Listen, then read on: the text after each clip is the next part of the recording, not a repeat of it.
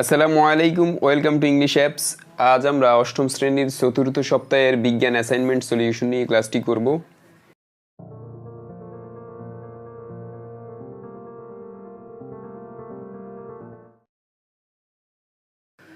প্রথমে আমরা সিলেবাস নিয়ে কথা বলবো। এর আগে বলে নিচ্ছি কভার পেজে সব আগের মতোই থাকবে, শুধু উপরে কভার পেজে সংখ্যা অ্যাসাইনমেন্ট নম্বরের মধ্যে লিখবে হচ্ছে 2, যেহেতু এটা বিজ্ঞান দ্বিতীয় অ্যাসাইনমেন্ট। আর বিষয়ের শিরোনামের মধ্যে লিখবে পরমাণুর গঠন, যেহেতু এটা পরমাণুর গঠন অধ্যায় থেকে এসেছে, তাই শিরোনাম হবে পরমাণুর গঠন। আর প্রশ্নটি নিয়ে কথা বলবো। প্রশ্ন হচ্ছে যে তোমাদের পরমাণুর গঠন থেকে একটি সৃজনশীল প্রশ্ন দেওয়া হয়েছে। তোমরা দেখতে পাচ্ছ মৌল, পারমাণবিক সংখ্যা, ভর সংখ্যা দেওয়া আছে। এক্স এর পারমাণবিক সংখ্যা হচ্ছে 17, ভর সংখ্যা হচ্ছে 35। ওয়াই পারমাণবিক সংখ্যা হচ্ছে 11, ভর সংখ্যা 23। জেড এটার পারমাণবিক সংখ্যা হচ্ছে 6, ভর সংখ্যা হচ্ছে 14। চারটা প্রশ্ন করা হয়েছে। প্রথম প্রশ্নটি হচ্ছে আইসোটোপ কাকে বলে, হুবহু মেইন বই থেকে তুলে দিয়েছে। খ নম্বর প্রশ্ন হচ্ছে পারমাণবিক সংখ্যা বলতে কি বুঝো, সেটা সংজ্ঞা আমাদেরকে লিখতে হবে। আমরা একটু পরেই নমুনা উত্তর দিব বইয়ের আলোকে। গ নম্বর প্রশ্ন করা হয়েছে উদ্দীপকের ছকে উল্লেখিত জেড মৌলের একটি পরমাণুতে বিদ্যমান নিউট্রন সংখ্যা নির্ণয় করো। অর্থাৎ জেডে যে পারমাণবিক সংখ্যা 6 এবং ভর সংখ্যা যে 14 রয়েছে, এটা নিউট্রন সংখ্যা বের করতে হবে, অর্থাৎ 14 থেকে 6 বাদ দিতে হবে। তো সেটাও আমরা করে দিব একটু পরে নমুনা উত্তর। ঘ নম্বর প্রশ্ন হচ্ছে উদ্দীপকের ছকে উল্লেখিত এক্স ও ওয়াই মৌল দুটির পরমাণু সমূহের মধ্যে যৌগ গঠন সম্ভব, যুক্তি সহকারে বিশ্লেষণ করে। এটা আমরা বইয়ের আলোকে তোমাদেরকে একটু এক্সপ্লেনেশন করে দিব। অ্যাসাইনমেন্ট ক্রাইটেরিয়াটা কিভাবে হবে? ক্রাইটেরিয়াটা হচ্ছে, প্রথম প্রশ্ন হচ্ছে কোনো মৌলের পরমাণুর ভর সংখ্যা ও প্রোটন সংখ্যা জেনে আইসোটোপের সংজ্ঞা সঠিকভাবে লেখার দক্ষতা। কোনো মৌলের পরমাণুর প্রোটন সংখ্যা জেনে পারমাণবিক সংখ্যা নির্ণয় দক্ষতা। গ নাম্বার হচ্ছে পরমাণুর মৌলিক কণাগুলোর ধারণা, ভর সংখ্যা এবং প্রোটন সংখ্যা দিয়ে জেড মৌলের নিউট্রন সংখ্যা নির্ণয়ের সক্ষমতা। ঘ নাম্বার মৌলের ইলেকট্রন বিন্যাস করে বহিস্থ স্তরে ইলেকট্রন আদান প্রদানের মাধ্যমে দুইটি মৌলের যৌগ গঠন সম্ভব কিনা তা গঠনের সক্ষমতা। এই বিষয়গুলো যদি থাকে তাহলে হচ্ছে অতি উত্তম ক্যাটাগরিতে তোমাদেরকে মার্কিং করা হবে। এটা হচ্ছে তোমাদের অ্যাসাইনমেন্টের প্রশ্ন। তো আমরা এখন একটা নমুনা উত্তর দিয়ে তোমাদেরকে দেখাবো কিভাবে উত্তরটি করতে হয়। তার আগে বলে নিচ্ছি, যারা এখনো ইংলিশ অ্যাপ চ্যানেলটিকে সাবস্ক্রাইব করনি অবশ্যই সাবস্ক্রাইব করবে এবং নিচে দেখা বেল আইকনটি ক্লিক করে রাখবে, যাতে করে যখনই আমরা অ্যাসাইনমেন্টের ভিডিও আপলোড করি তোমাদের কাছে নোটিফিকেশন চলে যায়। একমাত্র ইংলিশ অ্যাপ চ্যানেলই সবার আগে নির্ভুল উত্তর দেওয়ার চেষ্টা করে, সুতরাং নির্ভুল উত্তর পাওয়ার জন্য ইংলিশ অ্যাপসের সাথেই থাকো। তোমাদের প্রথম প্রশ্নটি করা হয়েছে আইসোটোপ কাকে বলে বা আইসোটোপ কি। তো সেটার উত্তর দেখো, কোনো মৌলের ভিন্ন ধরনের পরমাণু যাদের প্রোটন সংখ্যা সমান কিন্তু ভর সংখ্যা ভিন্ন, তাদের ওই মৌলের আইসোটোপ বলা হয়। অর্থাৎ কোনো মৌলের পরমাণু ভিন্ন ধরনের পরমাণু যাদের প্রোটন সংখ্যা হবে সমান, অর্থাৎ দুইটার প্রোটনই হবে সমান কিন্তু ভর সংখ্যাটা ভিন্ন রকমের হবে, সেটাই হচ্ছে ওই মৌলের আইসোটোপ। এভাবে লিখে দিবে তাহলেই হবে। খ নম্বর প্রশ্নটি করা হয়েছে পারমাণবিক সংখ্যা বলতে কি বোঝায়। তো এটা তোমাদের বই থেকে হুবহু আমি উত্তরটা তুলে দিয়েছি, কারণ হচ্ছে যে বইয়ের আলোকেই হচ্ছে তোমাদের উত্তরগুলো প্রস্তুত করতে বলা হয়েছে বোর্ড থেকে। তো দেখো প্রশ্নটির উত্তরে লেখা আছে কোনো মৌলের একটি পরমাণুতে প্রোটনের সংখ্যাকে পারমাণবিক সংখ্যা বলা হয়। অর্থাৎ কোনো মৌলের একটি পরমাণুতে প্রোটনের যেই সংখ্যা সেটাই হচ্ছে যে পারমাণবিক সংখ্যা। যেমন হাইড্রোজেনের একটি পরমাণুতে একটি প্রোটন আছে, তাই হাইড্রোজেনের পারমাণবিক সংখ্যা হচ্ছে 1। অর্থাৎ হাইড্রোজেনের মধ্যে পরমাণু হচ্ছে প্রোটন হচ্ছে একটি, তাই হচ্ছে হাইড্রোজেনের পারমাণবিক সংখ্যা হচ্ছে 1। অক্সিজেনের একটি পরমাণুতে 8টি প্রোটন আছে, তাই অক্সিজেনের পারমাণবিক সংখ্যা হচ্ছে 8। কারণ আমরা সংজ্ঞাই বলেছি কোনো মৌলের একটি পরমাণুতে প্রোটনের সংখ্যাকে হচ্ছে পারমাণবিক সংখ্যা বলা হয়। সুতরাং হাইড্রোজেনের পারমাণবিক হচ্ছে 1 আর অক্সিজেনের পারমাণবিক সংখ্যা হচ্ছে 8। এভাবে লিখে দিবে তাহলেই হবে।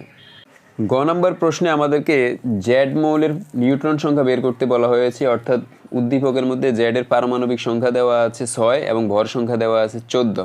তো আমাদেরকে নিউট্রন সংখ্যা বের করতে বলা হয়েছে। তো আমরা এটার উত্তরটা লিখছি, তোমরা দেখো স্ক্রিনে দেয়া আছে জেড মৌলের পারমাণবিক সংখ্যা 6 এবং ভর সংখ্যা 14।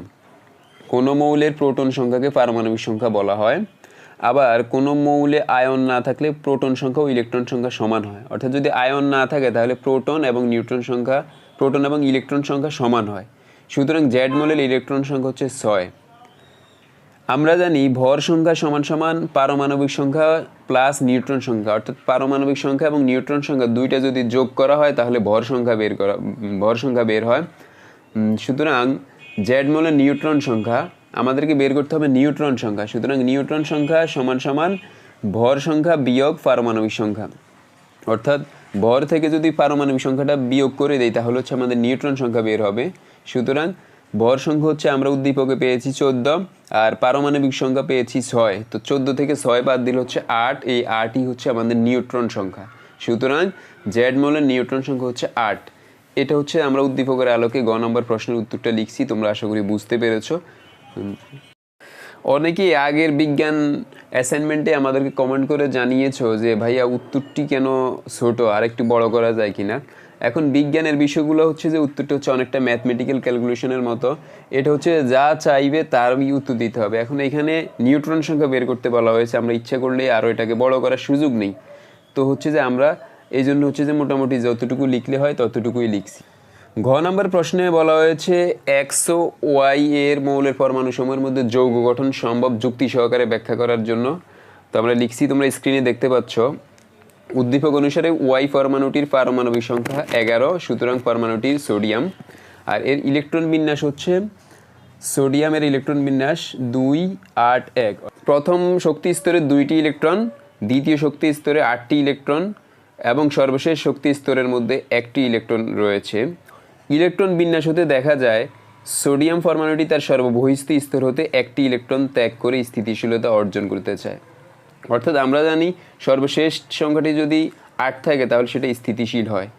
যেহেতু সোডিয়ামের সর্বশেষ স্তরটি 1 রয়েছে, তাই এটি সবসময় চাইবে 1 ইলেকট্রনটি ত্যাগ করে স্থিতিশীল অর্জন করতে চাবে। সুতরাং পরমাণুটি 1টি ইলেকট্রন ত্যাগ করে ক্যাটায়নে পরিণত হয়। অর্থাৎ ক্যাটায়ন প্রক্রিয়াটি হলো সোডিয়াম থেকে হয় সোডিয়াম প্লাস ইলেকট্রন মাইনাস। আবার এক্স মৌলটির পারমাণবিক সংখ্যা 17, যেটা আমরা উদ্দীপকে পেয়েছি। সুতরাং মৌলটি হচ্ছে ক্লোরিন। ক্লোরিনের ইলেকট্রনিক বিন্যাসটি নিম্নরূপ: এর প্রথম শক্তি স্তরে রয়েছে 2টি ইলেকট্রন, দ্বিতীয় শক্তি স্তরে রয়েছে 8টি ইলেকট্রন এবং সর্বশেষ শক্তি স্তরে রয়েছে 7টি ইলেকট্রন। ক্লোরিনের সর্ববহিস্থ স্তরে 7টি ইলেকট্রন রয়েছে, তাই ক্লোরিনকে স্থিতিশীলতা অর্জনের জন্য 1টি ইলেকট্রন গ্রহণ করতে হবে। যেহেতু আমরা জানি সর্বশেষ সংখ্যাটি যদি 8 থাকে তাহলে সেটা স্থিতিশীল হয়। সুতরাং ক্লোরিন একটি ইলেকট্রন গ্রহণ করে অ্যানায়নে পরিণত হয়। তো তোমরা প্রক্রিয়াতে দেখতে পাচ্ছ ক্লোরিন একটি ইলেকট্রন গ্রহণ করে ক্লোরিন মাইনাসে পরিণত হয়।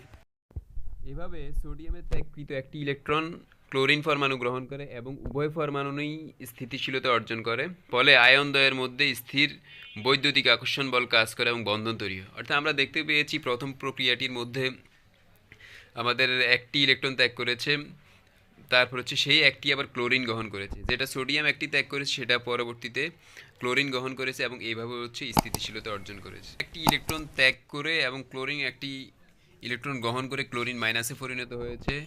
অতএব সোডিয়াম প্লাস ক্লোরিন, এই প্রক্রিয়াটি হচ্ছে সোডিয়াম প্লাস ক্লোরিন মাইনাস, অর্থাৎ সোডিয়াম ক্লোরাইড হয়েছে। আর এই সোডিয়াম ক্লোরাইডটাই হচ্ছে বন্ধনকৃত অবস্থা। আয়ন সৃষ্টির মাধ্যমে এই বন্ধন তৈরি হয় বলে একে আয়নিক বন্ধন বলা হয়। এই হচ্ছে উত্তর। আমরা হচ্ছে আমাদের মতো করে একটি নমুনা উত্তর তৈরি করে দিয়েছি, এটা থেকে আইডিয়া নিয়ে তোমরা তোমাদের মতো করে হচ্ছে যে করবে। আশা করি তোমাদের ভালো লেগেছে ক্লাসটি। তো যদি ক্লাসগুলো ভালো লাগে হিসাবসে তাহলে সাবস্ক্রাইব করবে এবং হচ্ছে যে নোটিফিকেশন বাটনটি অন করে রাখবে, যাতে করে যখনই আমরা অ্যাসাইনমেন্টের ভিডিও আপলোড করি তোমাদের কাছে নোটিফিকেশন। ভিডিওটি স্পন্সর করেছে আর্গো একাডেমিক কেয়ার, অর্থাৎ আর্গো একাডেমিক কেয়ার কর্তৃক প্রকাশিত JSC science question bank Bangla এবং ইংলিশ ভার্সন উভয় ভার্সনের জন্য অ্যাভেলেবল।